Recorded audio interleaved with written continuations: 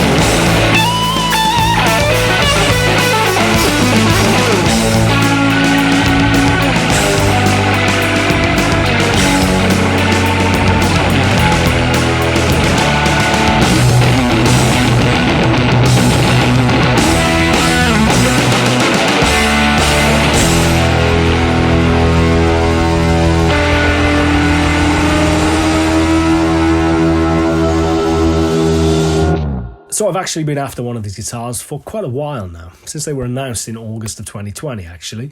Yet thanks to the pandemic slowing pretty much the production of everything down, I've only just managed to get my hands on one now. But it's definitely been worth the wait. It really is a fantastic guitar. It's well made, plays well and sounds great. And there's a couple of key features which I think are particularly impressive, especially for a modern day Fender.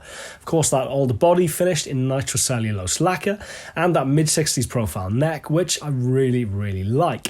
As I said, it's an incredible guitar straight out of the box, yet one that I feel with a couple of subtle tweaks here and there, if not upgrades, but just things to get them closer to my own personal kind of preferences, I guess, in what I want out of this guitar. So what's the plan?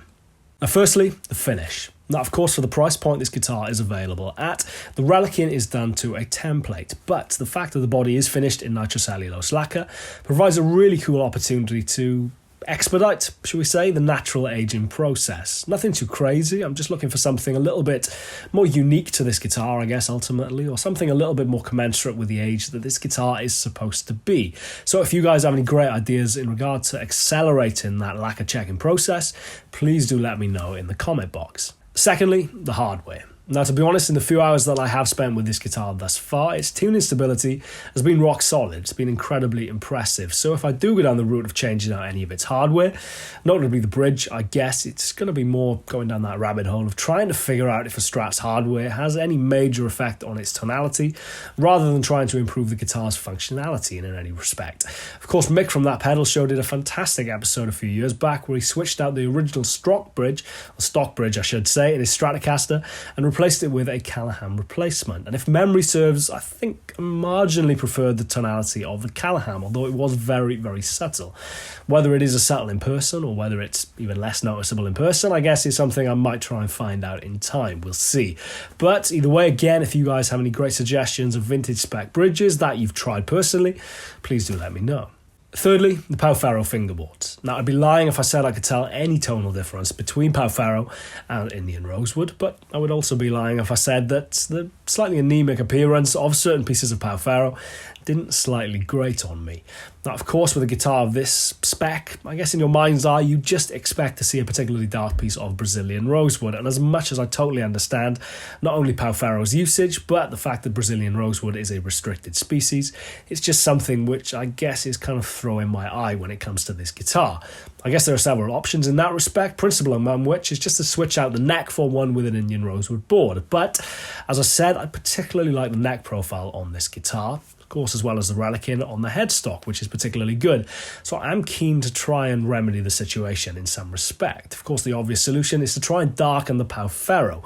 Now, I've used Monty's relic wax on certain guitars in the past, notably my Vintera Telecaster, and although it did have a kind of pronounced effect on that guitar, the fingerboard on that guitar was drastically darker than this bit of Pau Ferro in the first place. So I don't think the effect is going to be anywhere near as pronounced as I'm kind of looking for.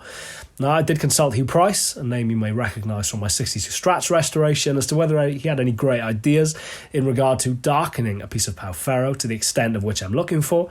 And suffice to say, he didn't disappoint. So stay tuned for a future episode where we're going to tackle that very issue. And lastly, the pickups. Now, as you've heard in the introduction clip, there's nothing wrong with these pickups whatsoever. They do sound very good, but being in a very fortunate position of having a fair amount of time to live with and get used to my 62 Strat in the past year or so, I've come to the conclusion that a large part of that guitar's unique tonality very much is based in the pickups. So I guess in that respect, it is going to be something that I inevitably end up switching at some point. Now, I actually did a pickup shootout with another Vintera Strat, a maple board 50 spec one, last year, and came to the conclusion that of the 3 sets of pickups that I tried, my favourite were a set of Radio Shop CS case study 63s, which unsurprisingly were based on a set of 63 Strat pickups that the guys at Radio Shop had in for analysis. I guess the obvious suggestion is to change them out for a set of my signature Radio Shop pickups, but unsurprisingly I already have quite a lot of Strats with those pickups in, and as much as I love them to death, I think with this guitar it'd be cool to do something a little bit more kind of period correct ultimately. So I think I'm going to try those Radio Shop CS 63s first and see how we get on. I'm actually going to play you out with a clip with those very pickups in that Vintera Strat that I mentioned. But overall, again, if you guys have any suggestions in regards to things that you would change with this guitar, whether it's aesthetic or functionality or playability or sound, please do let me know. This is very much going to be a kind of collaborative process, I guess. And as much as I do have a very set image in my mind's eye of what I'm going for, I would absolutely value your guys' input. For the most part, it's been spot on. For the most part. As ever, I'm Chris Buck. Thank you very much for watching. Please do subscribe, hit the bell icon if you haven't already, and I shall see you next week for another episode. Cheers, guys. Take care. I'll see you soon.